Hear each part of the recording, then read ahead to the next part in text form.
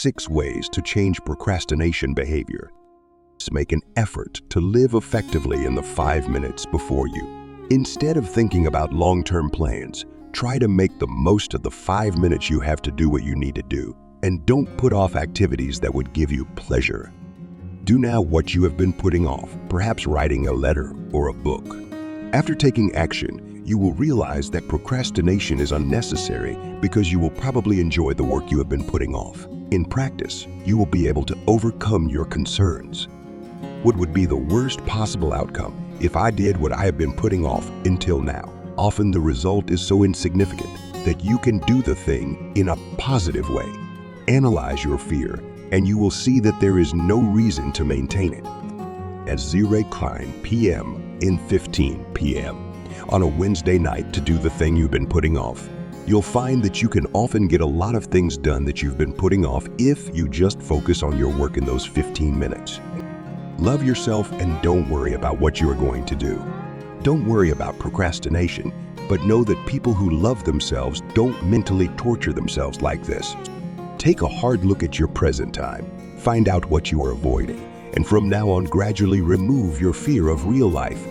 Procrastination means worrying about the future in the present. If you make the future a reality, this fear will surely disappear. Quit smoking. Start now. Diet. Start now. Stop drinking. Starting now. You can start your workout program right now by putting down this book and doing a push-up right now. Your solution to the problem is to start now. Take action now. What's stopping you from taking action is you. Because you've made some bad choices in the past because you didn't believe in your own power. You see how simple it is. Just go for it. In the future, when you are bored, use your brain in a positive way. When you are bored, use your brain in a positive way. For example, take the initiative to ask some questions in a boring meeting to turn the boredom around. Or use your brain to do something interesting, such as composing a poem or trying to memorize a bunch of numbers to enhance your memory. Resolve to never get bored again.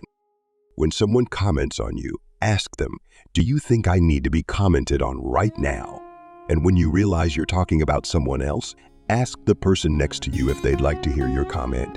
And if they do, ask them why. This will help you move from being a critic to being a doer. Take a hard look at your life. If you had 6 months to live, would you still be doing what you are doing?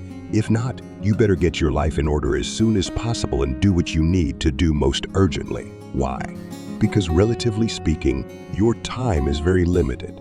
In the river of time, 30 years and 6 months are about the same. Your entire life is a brief moment, so there is no reason to procrastinate in any way. Have the courage to do 1 or 2 things that you have always avoided. A courageous action can eliminate all kinds of fears. Don't force yourself to do it because it's the doing that counts. Before going to bed at night, try to get rid of all feelings of fatigue. Don't use fatigue or illness as an excuse to put anything off. You will find that when fatigue or illness lose their significance, i.e., when they are not a reason to put off work, the factors that cause procrastination will miraculously disappear. Stop using words like hope, wish, and maybe, which encourage you to procrastinate. They encourage you to procrastinate. Change your words whenever you notice them coming up again. For example, instead of "I hope things will work," you should change, "I'm going to try to work things out." Instead of "I hope I feel better," you should change, "I'm going to do something to keep me feeling better too." "I'm going to do something to keep me feeling better." "I'm going to do something to keep my mood up." And "I'm going to make sure it's not a problem," instead of "maybe it's not a big problem." Keep a daily record of the complaints and comments you make. Keeping such a log serves 2 purposes. On the one hand, you can become aware of your own commenting behavior in life, i.e., how you comment, how many times, and who and what you are commenting on. And on the other hand, it is a headache to keep such a log, which will motivate you to refrain from commenting and complaining in general. If the thing you're putting off involves other people at GG, a move, sex life, or job transfer, talk to those people and get their input. Being open about your concerns will help you realize whether your procrastination is entirely subjective. With the help of a close friend, you can analyze and solve problems together. Soon you will be able to get rid of your procrastination worries. boundaries and make an agreement with your family members that specifies what you want to do that you've been putting off. Play a game of ball, go out to dinner, go to the theater, take a vacation, get a copy of it, and specify the penalties for non-compliance. You'll find that this works, and you'll be able to benefit from it because you tend to get a kick out of these activities as well.